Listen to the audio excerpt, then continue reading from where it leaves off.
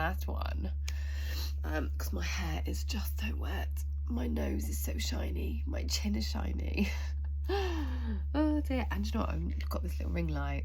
I keep testing out the colours to try and get rid of my nose. So it's like really light, and I'm like, I feel like I look green, but I still have a shiny nose.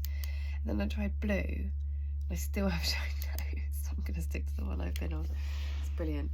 My room is so dark. I have like a really low, tiny light, and my bedside light's horrific. So I have got a little ring light. I feel proper professional with it. So phobia, sickness phobia. Yeah, I still have, I think, a sickness phobia.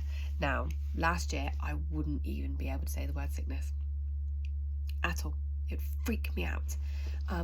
The noises, the urging, any funky smells. If someone said, oh, my kid's got a sickness bug, and I knew my child had been a black child, I would be panicking like hell.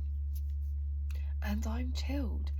I have made so many urging noises without worrying about it. I am over it. I haven't been in all the scenarios yet, but I think I'm over it. And again, I never thought about having a phobia of sickness. I never put it down to a phobia of sickness. I knew I was worried about being sick, but I put it down to food or anxiety and depression and whatever, and being tired and overworked and diet. I'm pretty sure I thought I was like diabetic or had heart disease at some point. But yeah, actual phobia of sickness. I joined Facebook groups. I searched high and low. I watched the Speakman's YouTube videos over and over. They are my lifesavers. Yeah, so sickness phobia. There's loads of groups out there, and I just joined like a couple, and it was like reading my life for people like kind of health anxiety, because it wasn't always that. It was just like every day I'd be like, I'm ill, I've got a cold, oh my god, am I getting cold, I've got a headache. And when lockdown came in with COVID, it was just horrific, because I was like, oh my god, I'm gonna die, what happens if this happens.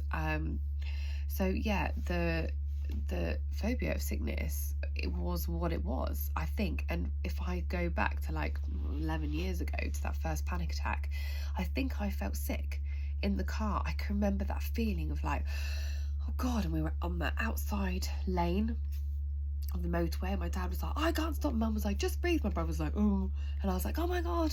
But nothing happened. I wasn't sick, and I haven't been sick. I have not been sick, touching wood, for 11 years. And it was the complete unknown of not knowing what it felt like and what the beginning feeling of it would be like. I had one point when I had a sickness bug where I wasn't sick because I hadn't eaten, because I had weirdness going on, and I urged, and I felt so much better. And it was just remembering that feeling. And I can remember the last time I was sick, last year of year 6. I'm 31. I was like 10, 11, and yeah, well, 11, I'm 10. I can remember it as clear as day. I was fine. I survived. It was okay. It was one night, and I was over it. And I've never looked at it like that before. I've never felt that chilled about it. And it is what it is. It's what it is. So yeah, sickness phobia. There's a lot of support groups out there, and honestly, the people who have helped are Fern Cotton's. I don't know if I've got any of her books next to my bed. I'm just sat next to my bed. So Fern Cotton's 3 books, no, they're up on my bookshelf, are fantastic. I read them, and they, just listening to a celebrity or somebody, like The Calm was great, and obviously the happiness one, brilliant. I like also Sleep Journal. See, I just don't need it. I haven't used it. This was fantastic. It'll be really interesting to read back these. But yeah, that's helped me with like, and I've written a lot about fear of sickness and stuff in there. Sleep Journal. But these people, I love them, and I'll do a separate video.